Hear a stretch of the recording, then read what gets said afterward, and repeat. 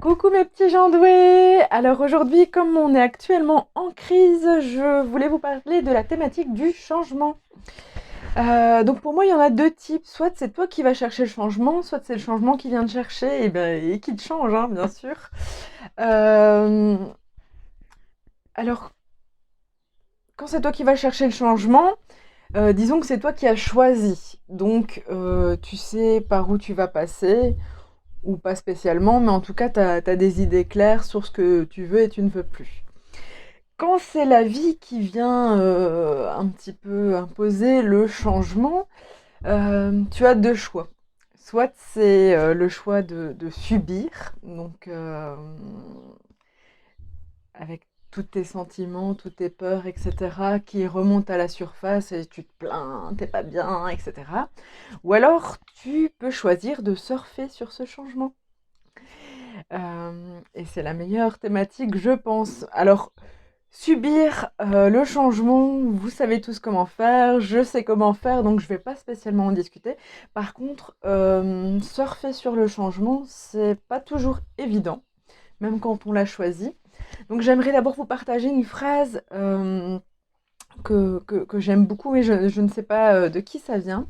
C'est aime la goutte d'eau qui fait déborder ton vase, parce que généralement, euh, c'est là que débute tout changement. Donc aime la goutte d'eau qui fait déborder ton vase. Donc c'est soit euh, rajoute dans ta vie des petites gouttes d'eau justement pour aller plus vite vers ce changement, ou alors ben, quand le changement arrive, euh, même si tu l'as pas demandé, aime cette goutte d'eau et va vers ce changement qui de toute façon sera bénéfique pour toi. Alors quand il y a un changement, généralement on voit tout ce qui est contrainte, toutes les choses qui nous vont pas, les sentiments d'injustice. euh, et donc, ben, ça, c'est plutôt la méthode je subis ma vie. Et si tu veux surfer dessus, en fait, c'est important d'aller voir vraiment tous les bénéfices que t'apporte ce changement. Même si parfois c'est un peu compliqué, parce que quand on a des pertes financières énormes, quand on perd son travail, qu'on perd les piliers en fait de sa vie, euh, ça fait peur. Et on voit pas beaucoup de bénéfices à travers tout ça. En tout cas, pas toujours tout de suite. Je vais vous donner des pistes justement par rapport aux bénéfices. Euh, de toute façon, dans toutes les situations où vous allez en avoir, il faut aller avoir un peu plus loin que ce que vous peut-être pensez de prime abord. Euh, vous pouvez par exemple avoir de nouvelles rencontres. Vous pouvez créer de nouvelles choses ou faire de nouvelles choses, imaginer de nouvelles choses.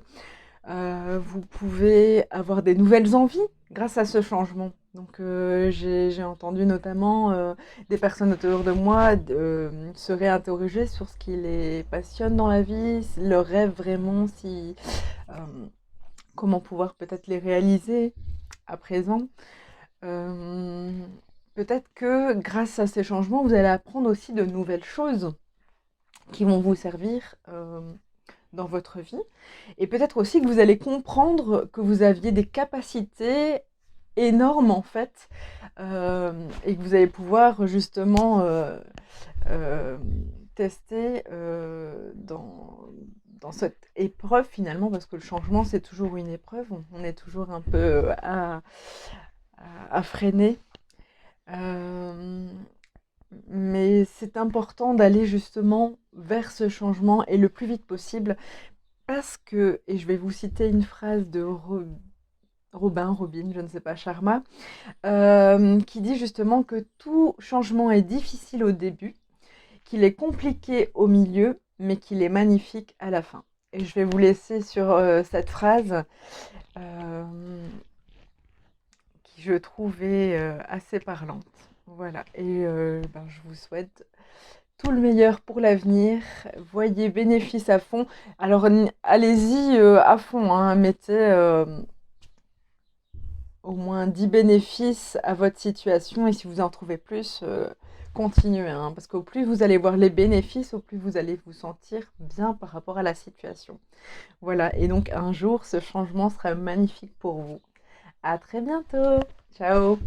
Je vous embrasse.